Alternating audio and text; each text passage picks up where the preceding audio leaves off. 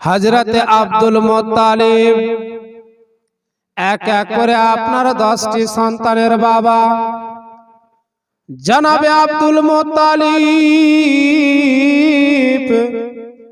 যে আপনার মিন্নাতটা করেছিলেন সেটা কিন্তু আপনারা ভুলে গিয়েছেন। কাবা ঘরের মাতওয়াল্লি, কাবা ঘরের আপনারা দেখভাল করেন, আপনার যে মিন্নাতটা করা হয়েছিল সেই মিন্নাতটা আপনার ভুলে গিয়েছে। মানে উনি যে মিন্নাত করেছিলেন যে আল্লাহ তুমি যদি আমাকে 10টি সন্তান দান করো তাহলে আমি একটি ছেলেকে তোমার রাহে কুরবান করে দেব। আল্লাহ পাক আব্দুল মুত্তালিবকে 10টি সন্তানও দান করেছেন। হারিস, আবু লাহাব এক এক করে 10টি সন্তান, তাহার মধ্যে যে ছোট সন্তান যার নাম হচ্ছে জনাবে আব্দুল্লাহ, তিনি হবেন আমার আপনার বিশ্ব নবীর বাবা। তো আব্দুল মুত্তালিব যে মিন্নাতটা করেছেন সেটা কিন্তু আপনার ভুলে গিয়েছেন। তো কাবা ঘরের খিদমত করছেন, মক্কা নগরের সরদার, আজ এই লোকের সমস্যা, আজ ওই লোকের সমস্যা, এই করতে করতে কিন্তু তিনি মিন্নাতের কথাটা ভুলে গিয়েছেন। আর একদিনের বেলায় জনাবে আব্দুল মুত্তালিব আপনার শুয়ে আছেন, স্বপ্নের মাধ্যমে যেন আপনার বলছেন, ওরে আব্দুল মুত্তালিব তুমি যে মিন্নাত করেছিলে সেই মিন্নাতটাকে তুমি পূরণ করো। জনাবে আব্দুল মুত্তালিব সকাল বেলায় যেন আপনার এক এক করে আপনার 10টি সন্তানকে আপনারা ডাকা হলো। এক এক করে আপনার 10টি সন্তান আব্দুল মুত্তালিবের সামনে দাঁড়াইয়া গিয়েছেন। জনাবে আব্দুল মুত্তালিব বলছেন, ও আমার ছেলেরা শুনো শুনো, তোমরা তখন আপনার দুনিয়ার বুকে আসো নাই, আমার মহান রব্বুল আলামিনের কাছে আমি মিন্নাত করেছিলাম যদি আল্লাহ আমাকে 10টি সন্তান দান করে তো তাহার মধ্যে একটি সন্তানকে আল্লাহর রাহে কুরবান করে দেব। আমার মহান রব্বুল আলামিন আমাকে এক এক করে 10টি সন্তান দান করেছেন, আমি সেই মিন্নাতের কথাটা ভুলে গিয়েছি। আমার আল্লাহ আমাকে আবার জানিয়ে দিয়েছে, বলো বলো তোমাদের মধ্যে কাকে কুরবান করব। 10 বেটা এক বাক্যে বলে উঠিল, আব্বা জান আমরা 10 ভাই রাজি আছি, আপনার যাকে ইচ্ছা তাকে নিয়ে কুরবান দিয়ে দিন। আমরা 10 ভাই রাজি আছি, আমাদের তো খুশনসিব বাবার হাতে কুরবান হব, এটা তো আমাদের ভাগ্য, বাবার হাতে কুরবানি হব। এবার আব্দুল মুত্তালিব চিন্তা করছেন, আমার 10টাই সন্তান তো কুরবানি হওয়ার জন্য রাজি, এখন আমি কোন ছেলেকে নিয়ে যাব? যদি বড় ছেলেকে নিয়ে যাই তাহলে বলবে আব্বা আমাকে ভালোবাসে না বলে আমাকে কুরবানি করলো। দ্বিতীয় ছেলেকে যদি নিয়ে যায় তাহলে আমার বলবে যে আমাকে আবার ভালোবাসে না বলে আমাকে নিয়ে গেল। না, এই করা যায় না। কি করা যায়? জনাবে আব্দুল মুত্তালিব মক্কা নগরের সরদার, কাবা ঘরের মাতওয়াল্লি, ওই মক্কা নগরে ওরকম যোগ্য ব্যক্তির সামনে এই স্বপ্নের কথা যখন আপনার আলোচনা করা হলো, তিনি আপনার বলে দিলেন, ওরে আব্দুল মুত্তালিব এক কাজ করো, তোমার ছেলেদের নামে আপনার লটারি করো, তোমার ছেলেদের নামে লটারি করবে, যার নামটা কুরবানিতে উঠবে তাকে কুরবান করে দেবে। সিস্টেমটা কেমন হয়েছিল আপনাদেরকে বুঝাই। 10খানা কাগজ নিয়ে আসা হলো, 9খানা কাগজকে আপনার রেখে দিয়েছেন সাদা, আর 1খানা রেখে দিয়েছেন আপনার কুরবানি। এবার আব্দুল মুত্তালিব বললেন, বাবারা তোমরা এক ব্যাগ একসাথে মিলে হাতে উঠাও, যেন 9 ছেলের হাতে যেন সাদা আমার আপনার বিশ্ব নবীর বাবা আব্দুল্লাহর হাতে উঠেছে কুরবানি। জনাবে আব্দুল মুত্তালিব আব্দুল্লাহর হাতখানা ধরে নিয়েছেন, বলছেন বেটা আব্দুল্লাহ, আমার আল্লাহ তোমার প্রতি সন্তুষ্ট আছে, চলো তোমাকে আমরা কুরবানি দিয়ে দিই। 9 ভাই মিলে বলতে লাগিল, আব্বা জান আমার ছোট ভাইকে কুরবান করে দেবেন, আর একবার চেষ্টা করুন না। যেন আর একবার চেষ্টা করা হলো, যেন বলল বাবারা তোমরা আগে উঠাও, আব্দুল্লাহ সবার লাস্টে উঠাবে। যেমনি আমার বিশ্ব নবীর বাবা লাস্টে উঠালেন, খুলে দেখছেন যেন আবার কুরবানি। এই করে করে 3 বার দেখলেন, 3 বারের বালাও আমার আপনার বিশ্ব নবীর বাবা আব্দুল্লাহর চিঠিতে কুরবানি লেখা আছে।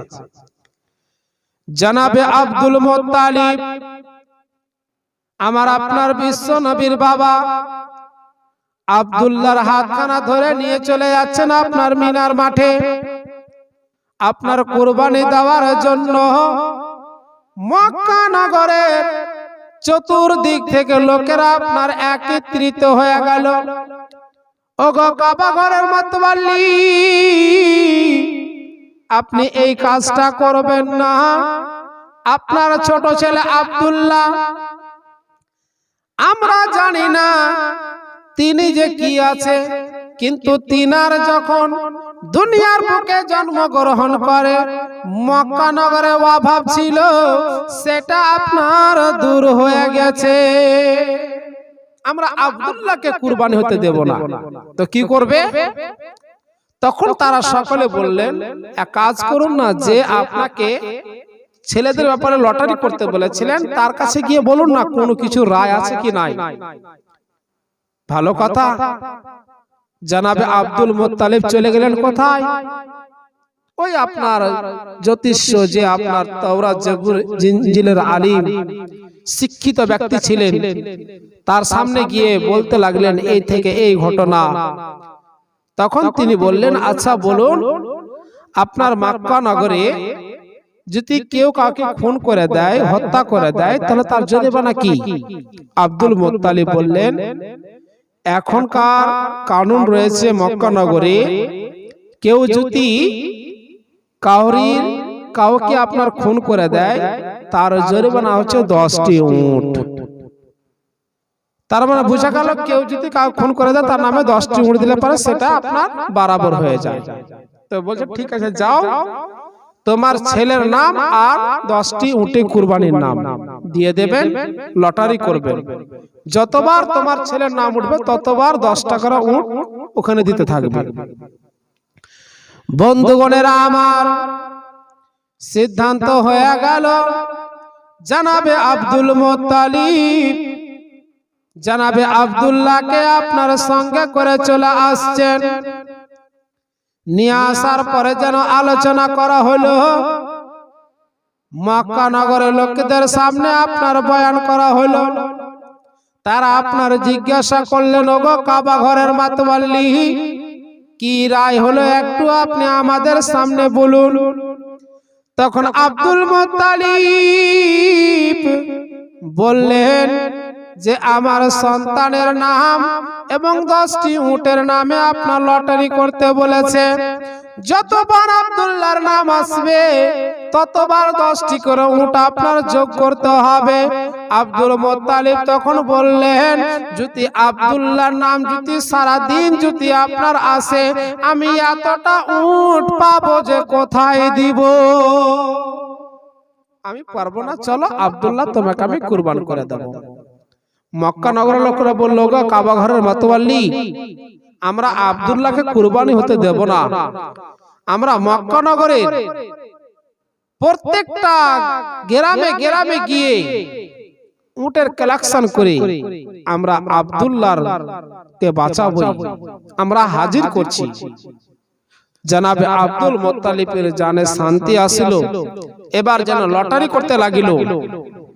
হযরতে আব্দুল্লাহর নাম আর 10টি উট।